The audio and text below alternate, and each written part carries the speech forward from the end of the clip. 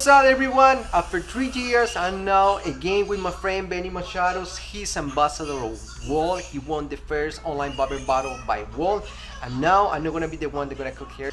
Check it out the hair. Well guys, as I said before, I'm right here with my friend Benny, who is gonna guide us through all the haircut that he did on me. Drop fade, skin fade.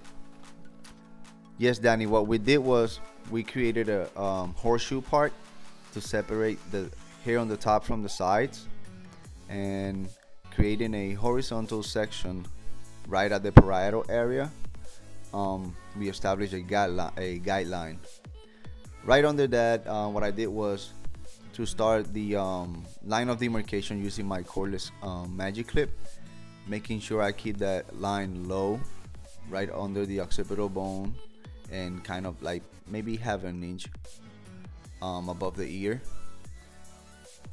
Following with my detailers and slightly under that established guideline, I clean everything real nice, and after that I follow with the shaver with the finale to make sure I get rid of that and have all the neck and the sideburn area clean.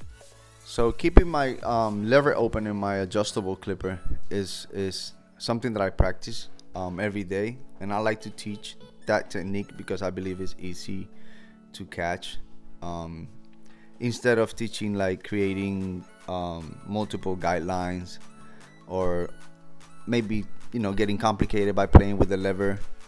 I don't really do it. I believe when I'm fading, I call fading anything above a number 1, and I call precision fading anything under that. So when I'm fading, I don't play with the lever. I always keep it open, and when I start actually working on the precision fading, that's when I start working on adjusting the lever in 3 stages.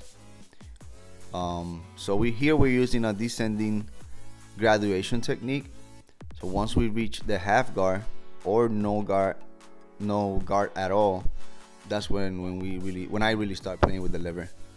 If you guys notice, it was a easy line of demarcation to blend, because from the beginning we actually created the guideline with the 0 and not a trimmer. I believe that creating guidelines with a trimmer could be a little bit more complicated to blend.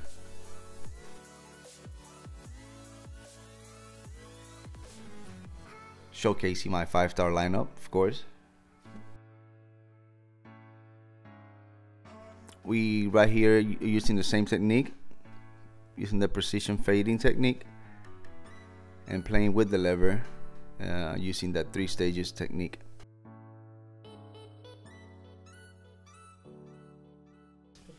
Now we're working some shear overcomb using deluxe line blending shears, to kind of smooth that transition area.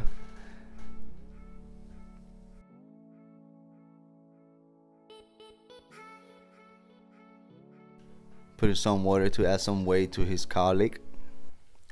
Danny got a strong cowlick, gotta be careful. So because Danny have kind of a pompadour slash comb over, so I like to create a section in the front and leave that to the end and preserve the length in the front, and using a point cutting technique at the coronal zone and not a blunt cut, because I don't want no hair sticking out when I blow dry the hair. So using this technique, I can remove hair, create texture, and avoid the hair from sticking out when it's dry. And I continue the same point cutting technique to kind of have add some texture to the haircut.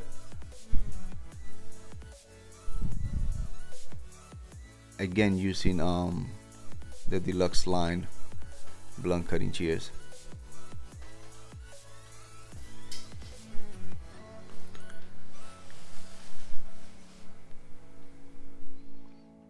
To give a little bit of an attractive look, Danny asked me to do some fangs. So that is something that has been trendy in the industry for a while. He wanted me to focus more on his fade and the style on top.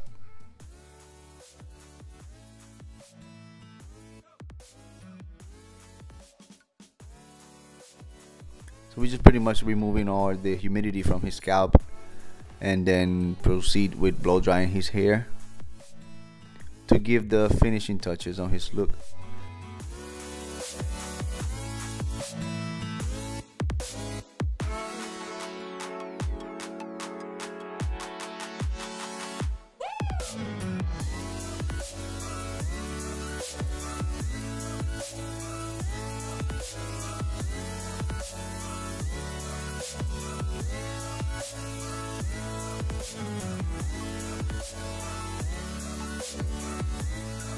Alright, my people, you see the result of the haircut. My boy Benny, Mr. Executive Barber, he did it once again. So thanks a lot, bro. He's a beast. Don't forget to follow him in Instagram, Facebook. He's a beast and really humble person from Puerto Rico. You know, proud to be Latinos. Thank you, my people. Bye.